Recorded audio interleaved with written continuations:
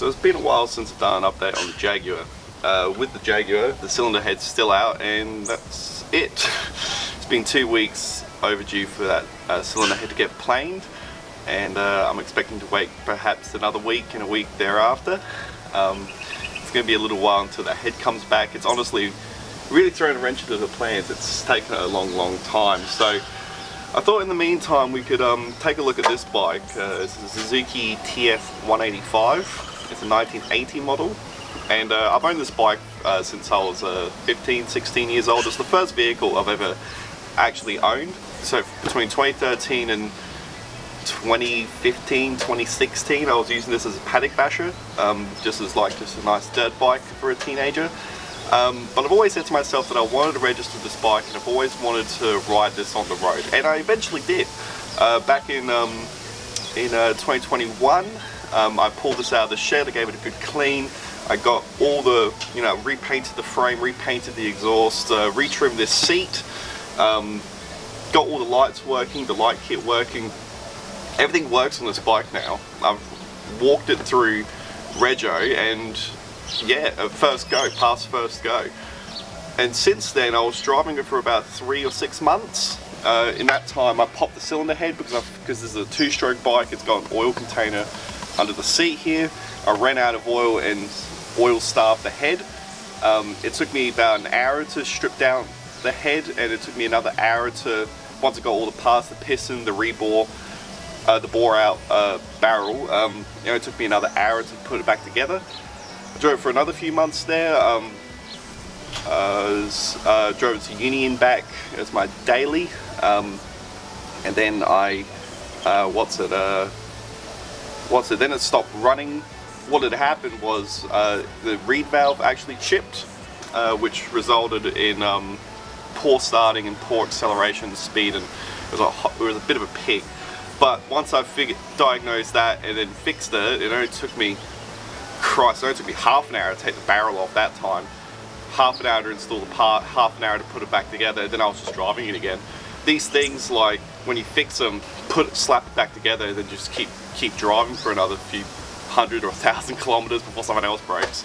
So a particular problem that a lot of people have with these bikes, and you see it on like Facebook groups all the time or forums, for TS185s, 125s, 250s and 400s, these pop globes, because I don't think a lot of these came out with regulators. This one certainly didn't have a regulator. I know this was all original when I got it. Parts missing, but I don't believe the regulator was missing because I don't think it ever had a regulator. And so I don't know how they did it from the factory to make the headlights work, but I don't know. So what I want to explain, right, is how I managed to get my headlights working. So you might be able to see in frame there, that's all working, even the high beams, because it's such a common problem. And I'll show you how you can do this. The 12-volt bikes, so post 1992 TS185 bikes, don't seem to have this issue because they actually had regulators.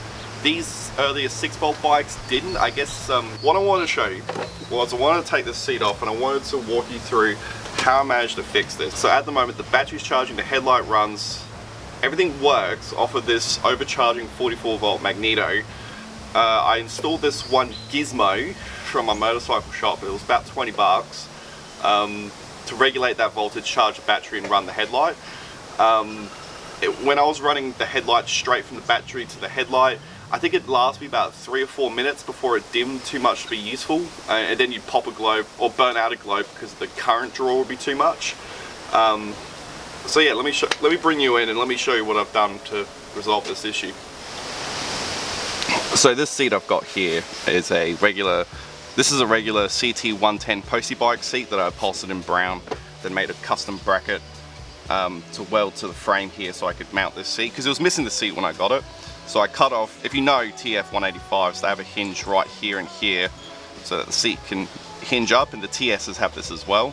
One side effect of using the more common postie bike seat is you got to cut out the frame here, and you can't really get to these bolt holes once this bracket's in, so I just use a tie on this just so that the seat doesn't fall off or someone just doesn't grab it. But anyway, what I've done here is, I'm not an electrical guy, I don't know what I'm talking about.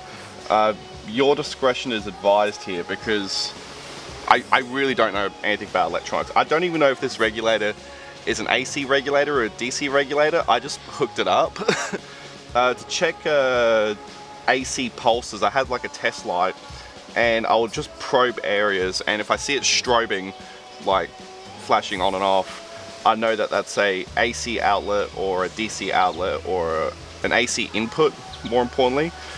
So I want to explain the wiring that I've got here. It's a bit messy, so do follow along closely. So these two wires here, that's the output of my magneto, which coming out of here is about 44 volts. That's what's overcharging. That's what's putting too much juice in this bike and popping headlights. These are the lighting and the charging circuits. I've just hooked this one up to the lighting circuit, so the lighting coil in the magneto. This is the charging coil. We don't really need that because this produces a lot of juice anyway. So we tap into that and we put it into the input of this regulator, which is the bottom left hand input. And this is just a cheap whatever 6 volt thing. I bought it for 20 bucks. It's from a pit bike. It's for a pit bike. So this hooks up into the bottom left hand side of that terminal block. This wire here hooks up to the horn and relay circuit stuff. So this powers the, I know this is the input power for the horn, the turn signal, relay. So this one's not so important. This one really requires minimal charge to use, and that is collecting a AC output.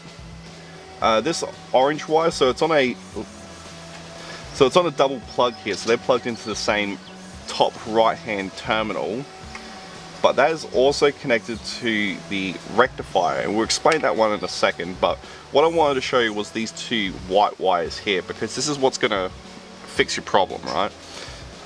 This white wire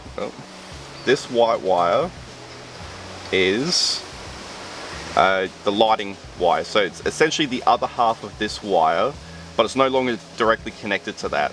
This is what powers your headlights,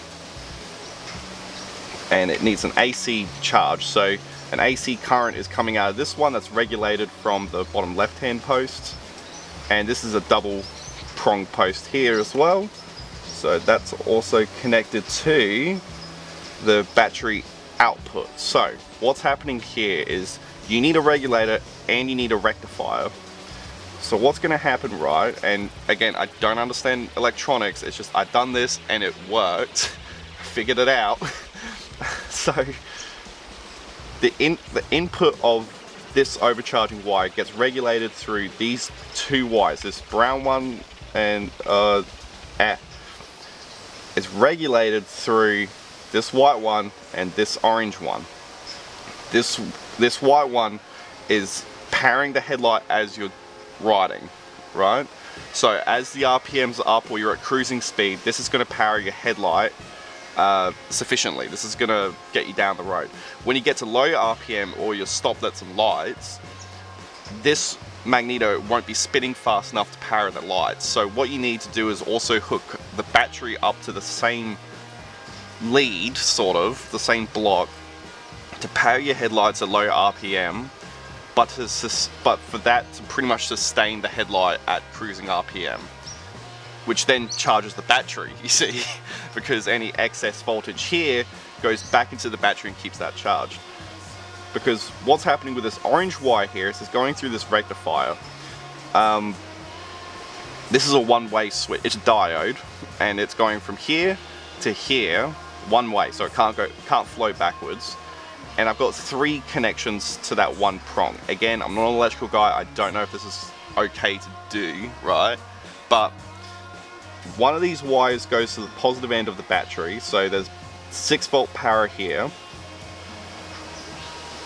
A AC input is going into that line along with this, so it's flowing AC into the battery. So we've got 2 connections charging the battery.